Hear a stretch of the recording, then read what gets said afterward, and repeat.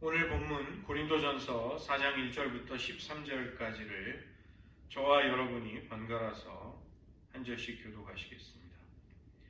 사람이 마땅히 우리를 그리스도의 일꾼이요 하나님의 비밀을 맡은 자로 여길지어다. 그리고 맡은 자들에게 구할 것은 손해니라. 너희에게나 다른 사람에게나 판단받는 것이 내게는 매우 작은 일이라. 나도 나를 판단하지 아니하노니 내가 자책하여 아무것도 깨닫지 못하나 그러나 이를 인하여 너를 용서하지 못한다. 다만 나를 신장하실 이를 주시리라. 그러므로 때가 이르기 전 곧 주께서 오시기까지 아무것도 판단하지 말라. 그가 어둠에 감추인 것들을 드러내고 마음의 뜻을 나타내시리니 그때 각 사람에게 하나님으로부터 칭찬이 있으리라. 형제들아, 내가 너희를 위하여 이에 나와 너를 가지고 본을 보였으니 이는 너희로 하여금 기록한 말씀밖에 넘어가지 말라 하는 것을 우리에게서 배워 서로 대적하여 경건한 마음을 먹지 말게 하려 함이라.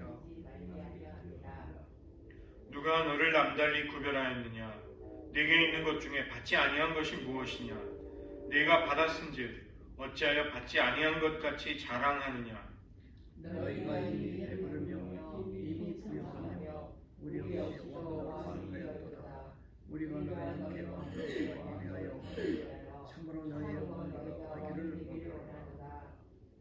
내가 생각하건대 하나님이 사도인 우리를 죽이기로 작정한 자같이 끄트머리에 두셨음에 우리는 세계 곧 천사와 사람에게 구경거리가 되었노라.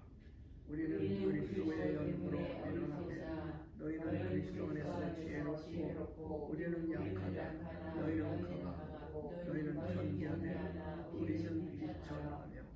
바로 이 시각까지 우리가 줄이고 목마르며 헐벗고 매맞으며 정처가 없고 또 수고하여 신이 손으로 일을 하며 무역을 당하는 축복하고 핍박을 당하는 참고. 함께 읽겠습니다. 비방을 받은 즉 권면하니 우리가 지금까지 세상의 더러운 것과 만물의 찌꺼기 같이 되었도다.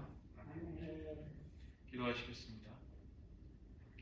하나님 아버지, 교회가 산산이 분열하고 서로 다툼을 일으키는 어려운 상황 속에서 사도 바울은 고린도 교인들의 교만함을 책망하고 또 그들이 같은 마음을 품고 기록된 말씀의 진리 밖으로 넘어가지 아니하며 겸손할 것을 당부하고 있습니다. 우리를 향한 말씀으로 들을 수 있게 하시고 또 우리 앞에 주님이 계시오니 주님을 끊임없이 따르며 주님을 닮아가는 일들이 그리고 서로가 서로에게 그런 거룩한 열망과 소원과 자극을 줄 수 있는 공동체가 서로에게 될 수 있도록 은혜 베풀어 주시옵소서. 모든 말씀 예수님의 이름으로 기도드립니다. 아멘. 오늘 말씀은 사도 바울이 교회가 당면하고 있는 문제 중에 교회의 분열을 다루고 있는 마지막 단락입니다. 4장 전체를 내용을 살펴보도록 하겠습니다. 먼저는 이 그리스도인들이 교회 지도자들, 즉 사도와 교사들을 어떻게 바라보며 어떤 관점에서 따라야 하는가, 그것을 설명하기 위해서 사도 바울은 사도직이 무엇이냐, 하나님이 세우신 지도자들이 어떤 사람들이냐를 먼저 이야기합니다. 4장 1절을 보시면 그들은 그리스도의 일꾼이다. 그리스도의 일꾼이라는 것은 그리스도에게 속해 있고 그리스도를 섬기며 그분을 위해 일하는 사람들이다. 이렇게 설명하고 있고, 하나님의 비밀을 맡은 자들이다.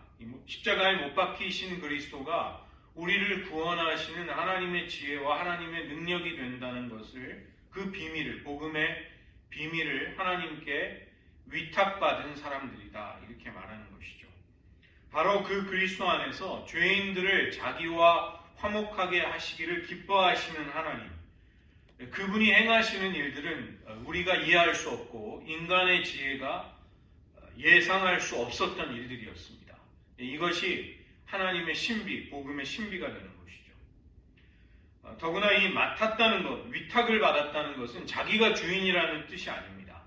그 주인이 맡겨준 소중한 가정의 재산이나 자녀들을 위임받아서 그것을 책임에 따라 잘 돌보는 역할, 청지기에 해당되는 그런 사람들이라는 것이죠. 청지기는 주인이 아니라 주인의 소유를 맡아서 맡겨주신 기간 동안에 관리하고 지키고 간수하는 사람입니다. 바로 사도와 교사들은 일꾼과 청지기들로서 하나님과 그리스도를 위해 일하는 사람들이고 자신의 유익과 자신의 명성을 추구하는 사람들이 아닌 것이죠. 만약에 지도자들이 자기의 이익을 추구하는 일이 생기게 된다면 심각한 일이 생깁니다. 자신의 영향력과 자신의 힘을 원하는 사람들이 하나님이 맡겨주신 청지기직을 오염시키고 타락시키게 되는 것이죠. 그래서 맡은 자들에게 요구되는 가장 중요하고 결정적인 자질은 충성됨이다. 이렇게 말씀합니다. 그러나 충성되다는 것이 예를 들어서 자기의 야망, 자기의 인간적인 꾀, 아니면 자기 나름의 원칙에 충성스럽다고 해서 그것이 하나님의 일꾼의 자격과 기준에는 미치지 못하는 것이죠. 무엇보다도 하나님의 일꾼들은 복음에 충성되어야 하는 것입니다. 4장 오늘 3절과 4절을 보시면 사도 바울은 그리스도를 따르고 있는 자기 자신을 교사와 지도자를 평가하기 위한 본보기로 그렇게 삼고 있습니다. 사도 바울이 굉장히 시건방지고 어떤 누구의 평가도 나는 신경 쓰지 않겠다 이렇게 남을 무시하기 때문에 하는 말이 아니라 사도 바울은 고린도 교회 신자들의 평가, 심지어 나 자신이 나를 향해서 내리는 인간적인 모든 종류의 평가에 얽매이지 않고 있다 이렇게 밝히고 있습니다. 4장 4절을 보시면 사도 바울은 다른 이들의 평가에는 관심이 없다. 어떤 인간의 판단 혹은 인간의 칭찬, 인간의 정죄 같은 것 중요하지 않다고 말하는 것입니다.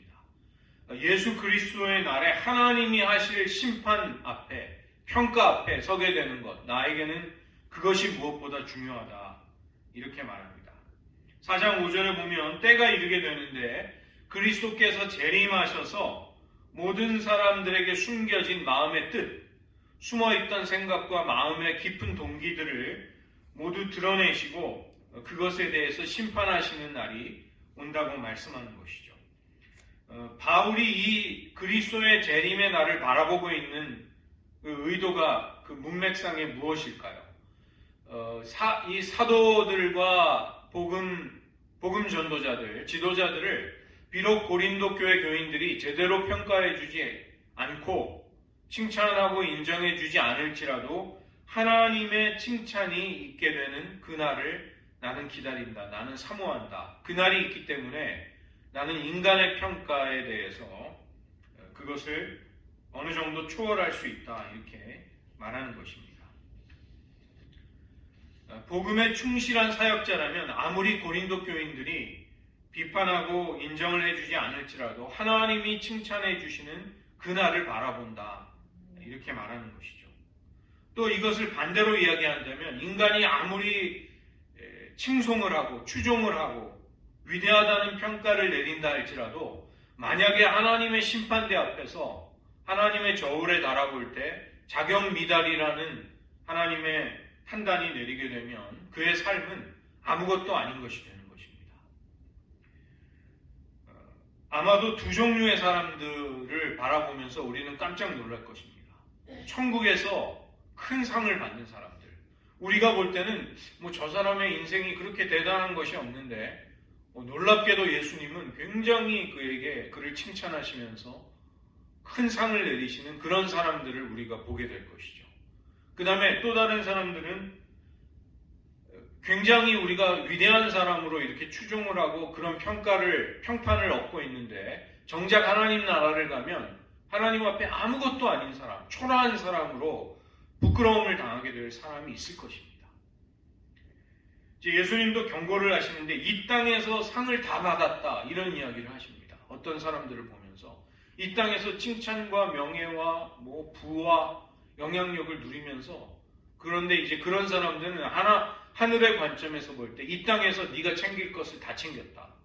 네가 받을 상을 다 받았다. 이렇게 말하는 것이죠. 이 기독교계에서 아마 여러분 그런 안타까운 정말 비극적인 그런 이야기들이나 뉴스들을 많이 보실 것입니다.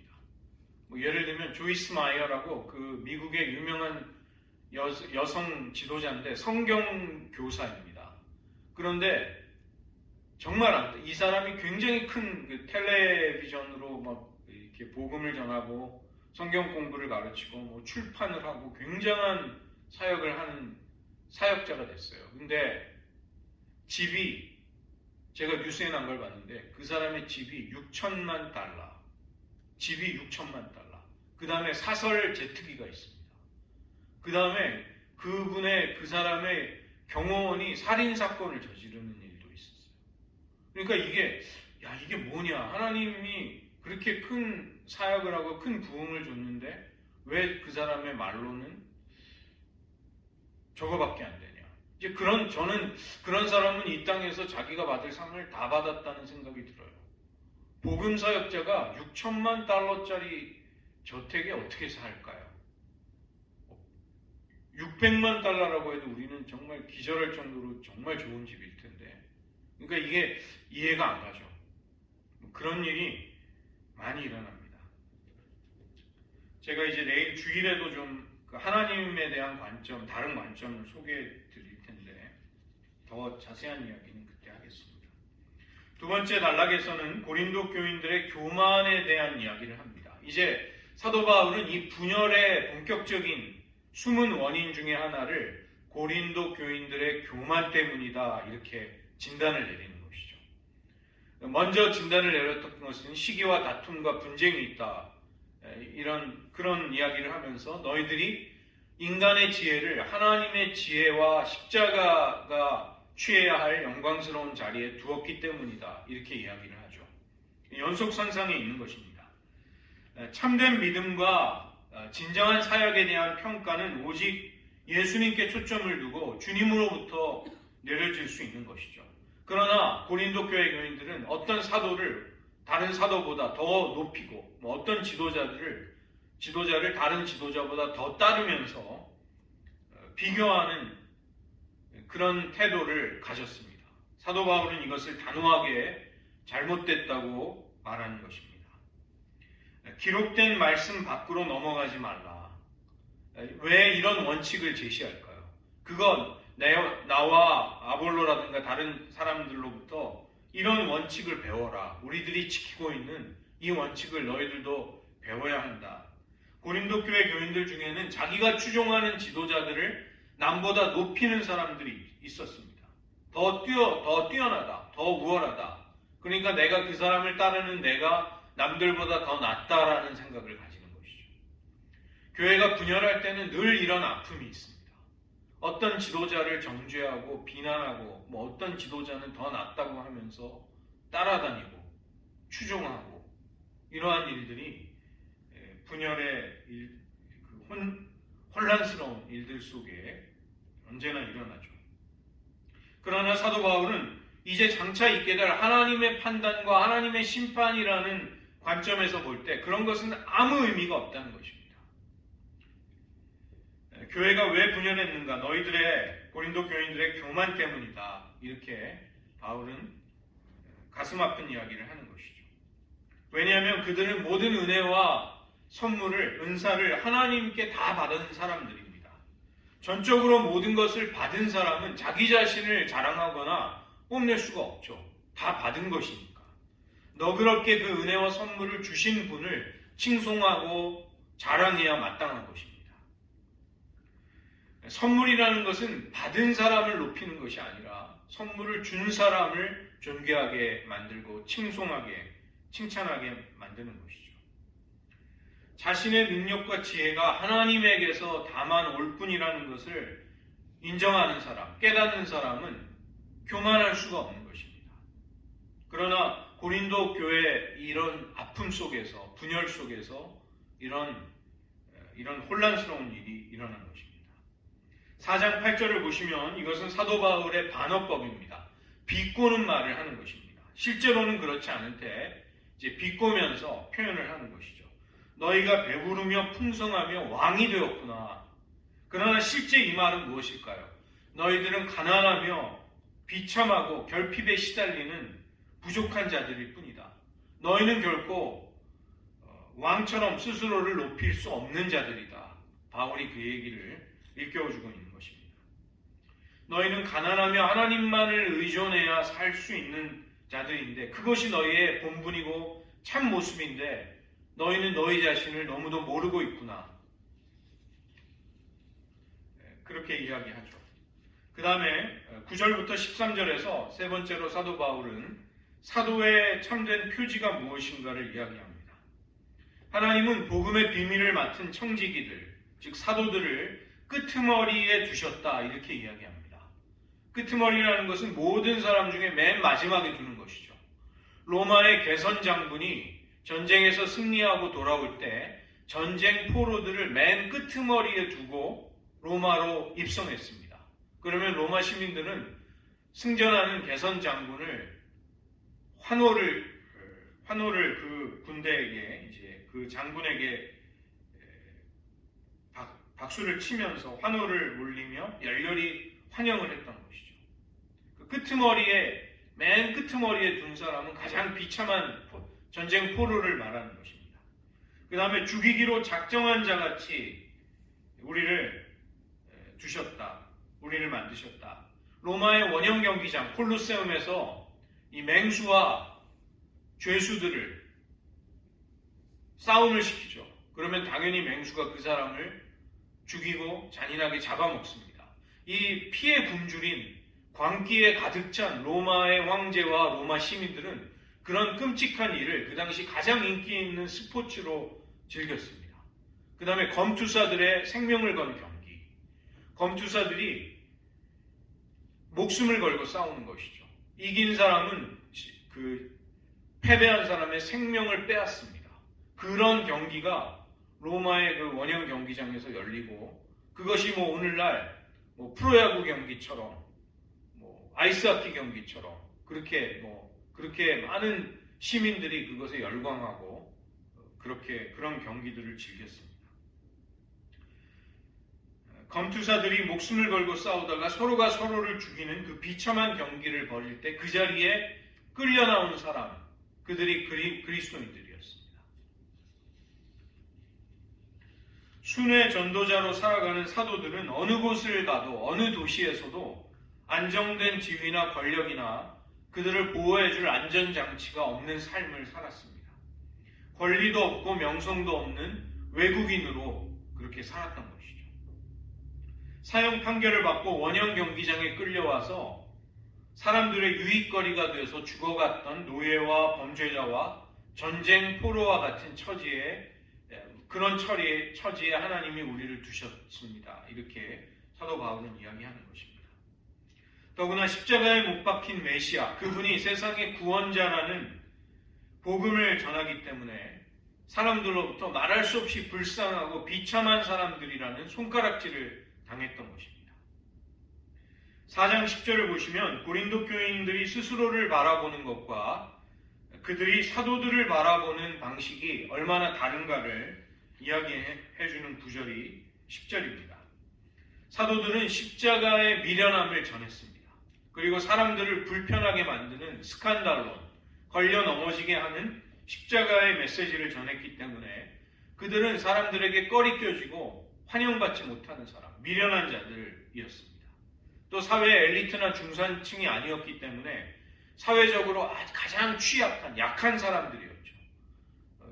미국에서는 더 marginalized, 주변인, 경계에 있는 사람들, 가장 사회적인 기반이 약한 사람들, 사회에서 존경을 받는 유력한 지위도 없고 그들이 전하는 십자가의 메시지 때문에 조롱과 박해를 당하는 비천한 사람들이 천하게 여기는, 멸시하는 사람들이었던 것이죠. 그와 대조적으로 고린도 교인들은 스스로를 지혜롭고 강하고 존귀한 사람들이다. 우리는 하나님께 큰 은혜를 받고 영적인 지혜를 가지고 있고 우리에게는 우리가 좋아하는, 우리가 추종하고 따를 만한 뛰어난 지도자들이 있다. 우리는 말할 수 없이 지혜롭고 강한 사람들이다. 이런 태도를 취했다는 것입니다. 4장 11절과 13절을 보면 사도들이 어떤 고통을 당했는지, 그리고 그 고통 속에서 어떻게 그런 하나님이 주신 고통과 고난에 대해서 어떻게 반응하며 응답하면서 살아갔는지를 설명하고 있습니다.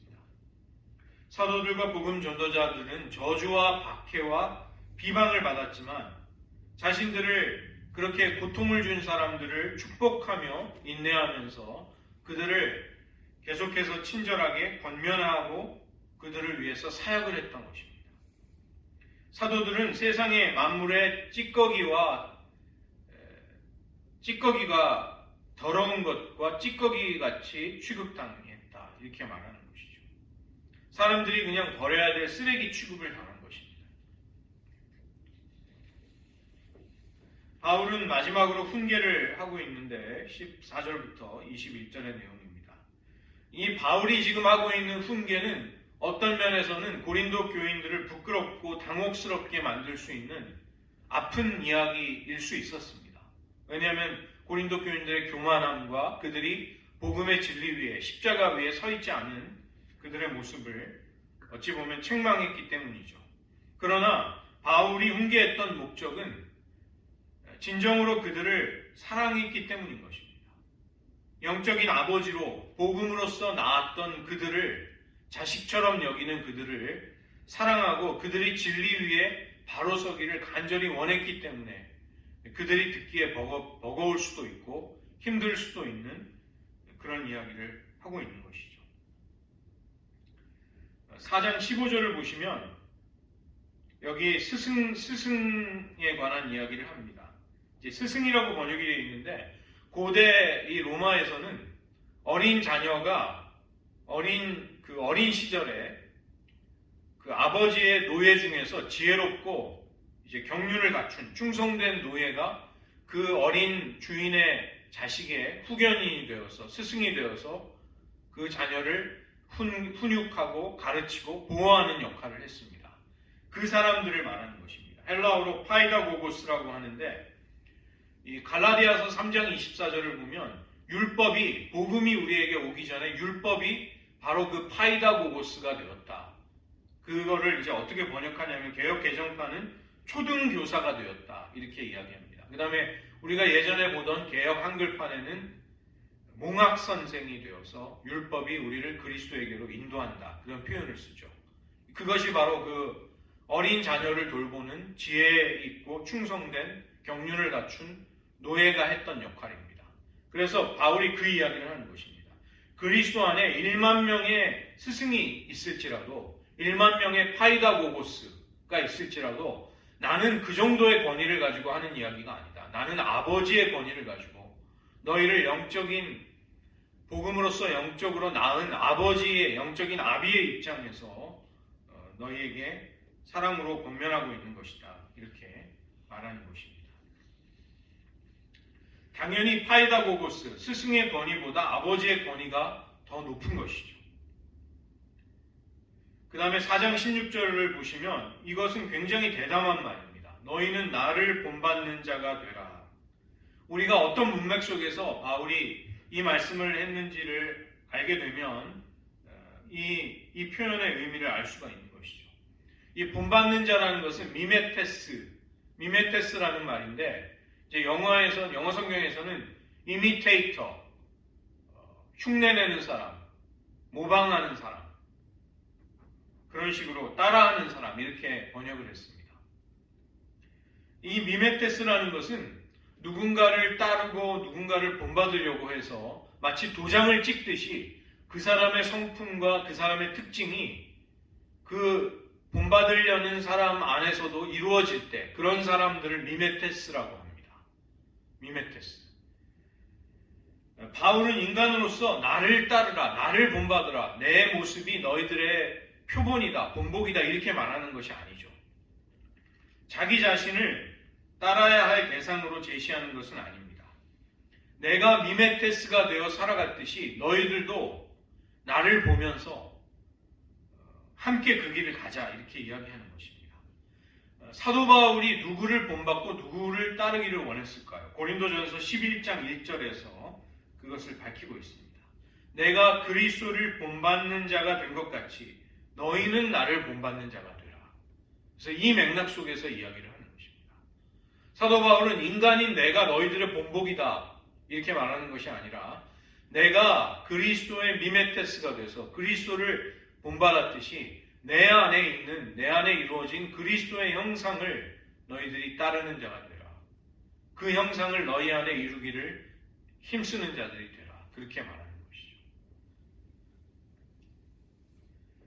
4장 17절을 보시면 디모데가 나오는데 디모데야말로 바울에게 있어서 믿음의 아들이었습니다. 이 말은 곧 디모데는 바울의 미메테스였습니다. 바울을 본받는 사람이었습니다. 바울을 통해서 예수님의 성품과 예수님의 은혜와 사랑을 자기의 성품 안에 만들어갔던 사람이 바로 믿음의 아들 디모데였던 것이죠. 그래서 디모데는 사람들 앞에서 사도 바울의 미메테스가 곧 그리스도의 미메테스가 될 수 있다는 것을 보여주는 살아있는 증거였던 것이죠.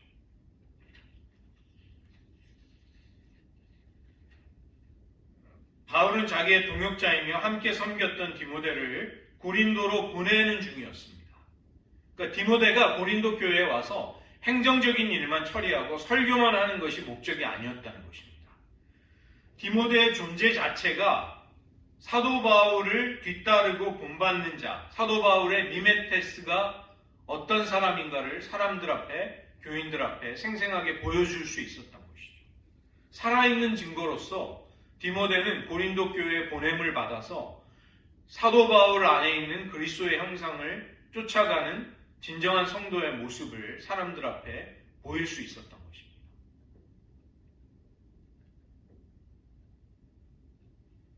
그런 사람이 있다는 것은 그 사람의 생애가 정말 진실되고 그래도 실패로 끝나지 않았다는 것을 보여주는 것이죠. 제 아버지가 이제 고등학교에서 세계사를 가르치는 교사로 일하셨습니다. 경기고등학교와 용산고등학교에 있다가 그러다가 이제 박정희를 반대하는 학생 운동을 하는 것 때문에 그 학생을 자꾸 학교에서 이제 징계하라고 해가지고 아버지가 그것을 받아들이기 힘들어 하시면서 이제 학교 교직을 그만두셨어요. 그리고 이제 노량진에 있는 대성학원이라는 그 입시학원에서 이제 가르치시다가 은퇴를 하셨는데 그 용산고등학교 고등학교 시절에 이제 말썽을 일으키는 한 학생이 있었는데 저희 아버지가 이제 그 학생을 퇴학당하지 않도록 보호해주고 끝까지 졸업을 시켰습니다. 그래서 그 학생이 이제 사회에 나가서 뭐 저보다도 나이가 많은 그런 분입니다. 근데 늘 스승의 날에 찾아와서 식사 대접하고 감사하다고 선물을 늘 드리고 그러는 모습을 제가 봤거든요. 자라면서. 그래서 이제 아버지의 생애가 아버지의 삶이 헛되지 않았구나.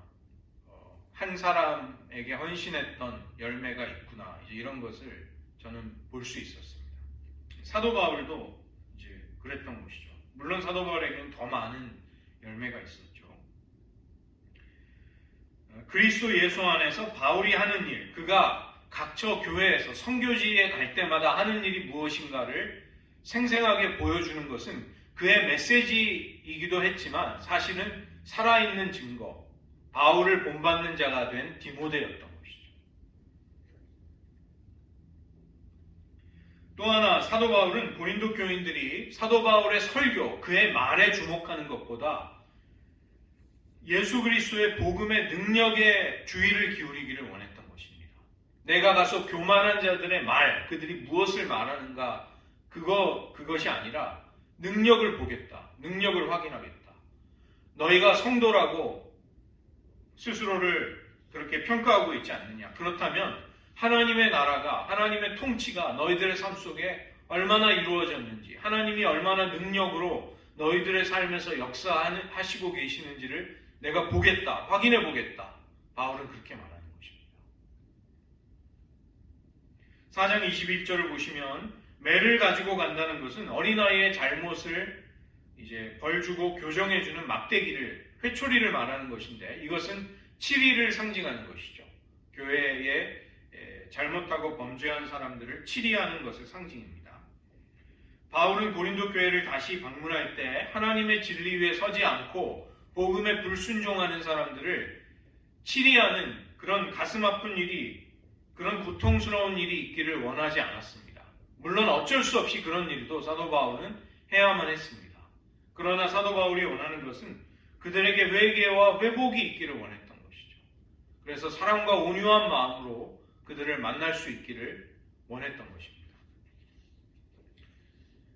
사도 바울은 이제 4장까지의 말씀에서 이 고린도 교회에서 있었던 첫 번째 문제, 분열의 문제를 가장 먼저 다루고 있습니다. 하나님의 나라는 교만한 자들의 말에 있는 것이 아니다. 십자가의 고난을 감내하고 주님을 위해서 기쁨으로 고난을 감당할 수 있는 능력에 달려있는 것이다. 너희들의 삶 속에 하나님이 통치하신다는 그 능력이 나타나는 것이 진정한 복음의 능력이다. 이렇게 말하고 있습니다. 그러나 고린도 교인들은 스스로를 다른 사람들보다 높이곤 했습니다. 내가 누구를, 어떤 지도자를 따르고 있다. 그 때문에 나는 더 지혜롭고 강하다, 존귀하다. 이렇게 그런 잘못된 생각을 한 것이죠. 바울은 그런 생각이 아무 쓸데가 없다. 하나님 보시기에 어떤 가치도 없다. 이렇게 단언합니다.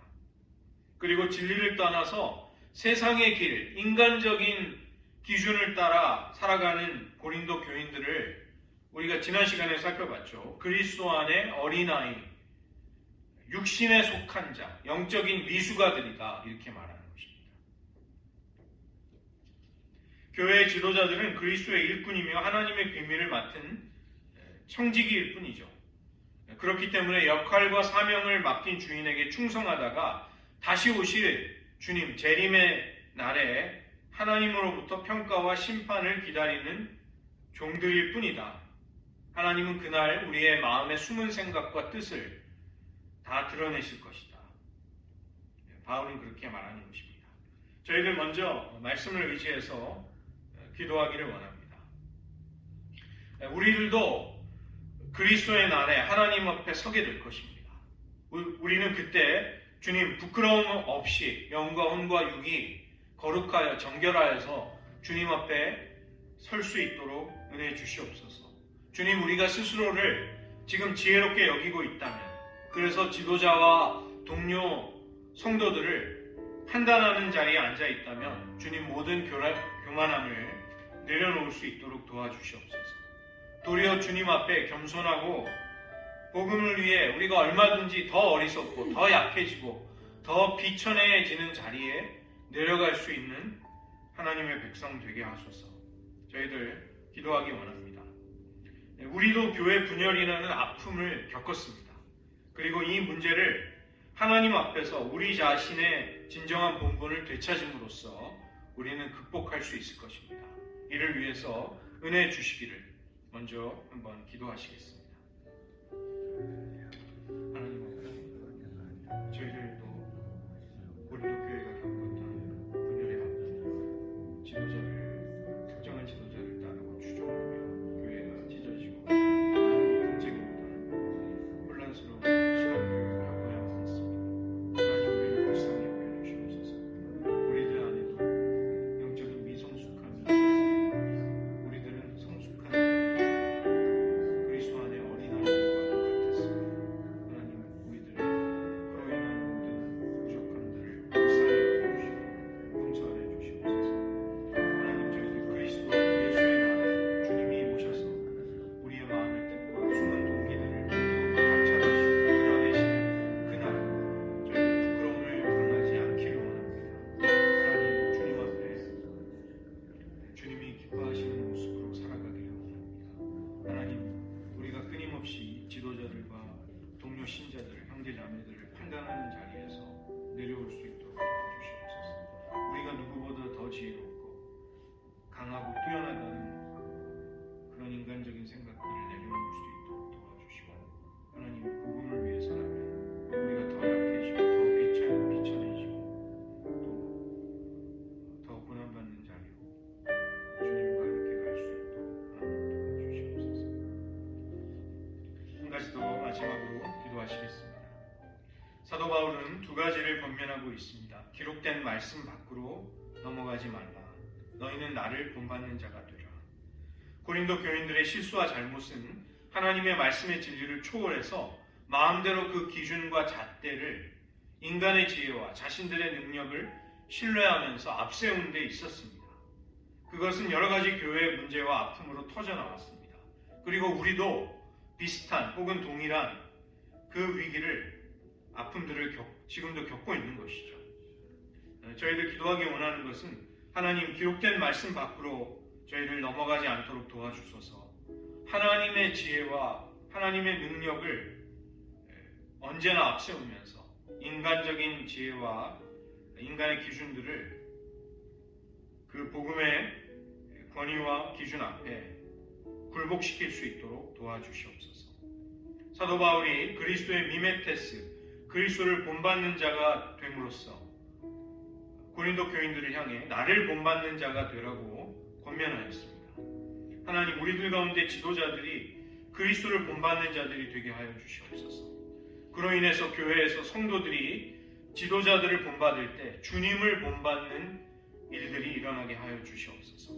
하나님, 우리의 가정에서 부모님들이 자녀들 앞에 먼저 그리스도의 미메테스, 그리스도를 본받는 자가 됨으로써 자녀들이 그 부모를 본받음으로 인해 그리스도의 형상이 자녀들 안에 이루어지게 하소서. 우리는 인간, 어느 누구를 지도자를 추종하며 뒤따르는 자들이 아니라 그리스도를 닮아가며 그리스도를 본받는 자들임을 잊지 말게 하소서. 다시 한번 기도하시겠습니다. 하나님 아버지, 기록된 말씀 밖으로 넘어가지 말라고 마음으로 경고하고 있습니다. 그것을 나와 다른 친구들에게 오늘 통해서 배우라고 당부하고 있습니다. 하나님, 우리가 인간의 지혜와 사람의 기준, 세상의 방식을 하나님의 말씀의 진리보다 앞세우고 그런 잘못과 어리석음이 있다면 그 모든 오류에서 벗어날 수 있도록 은혜를 베풀어 주시옵소서. 하나님, 우리가 십자가에 못 박히신 그리스도를, 그 영광을, 그 신비를 무엇보다도 소중하게 여기며 살아가게 도와주시옵소서. 하나님, 사도 바울은 너희는 나를 본받는 자가 되라고 당부하고 있습니다. 사도 바울 안에 그가 그리스도를 본받는 자가 되어 이루어진 주님의 형상과 성품을 다른 이들을 본받으려고 그 믿음의 길을 함께 그렇게 가기를 당부하고 있습니다. 하나님, 우리들도 그런 사람이 되게 하여 주시옵소서. 하나님, 우리들의 지도자, 부모, 권위를 가진 자들이 그리스도를 본받는 자들이 되게 하시고 우리가 그들을 따를 때 주님을 닮아가는 일들이 일어나게 도와주시옵소서. 기도하겠습니다. 하나님 아버지, 고린도 교회와 마찬가지로 우리들도 이 교회에서도 이 땅의 수많은 동시대의 교회들이 교회가 분열되고 찢겨나가고 서로 싸우는 어려움과 아픔을 겪고 있습니다. 사도 바울은 고린도 교인들의 교만함을 고통스럽지만 지적하면서 그들이 십자가의 지혜와 십자가의 신비를 앞세우지 못하고 인간의 지혜를 앞세우며 스스로를 우월하게 여기는 잘못을 저질렀다고 지적하며 권면하고 있습니다. 하나님, 우리들 마음속에 모든 교만을 내려놓을 수 있도록 도와주시옵소서. 오직 주님만이 우리 가운데 높임을 받으시며 우리가 주님을 따르고 주님을 본받는 일들이 일어나도록 도와주시옵소서. 하나님, 교회에 끼쳐진 이 상흔이 치유된다는 것이 쉽지 않고 시간이 오래 걸리는 일임을 저희들은 잘 압니다.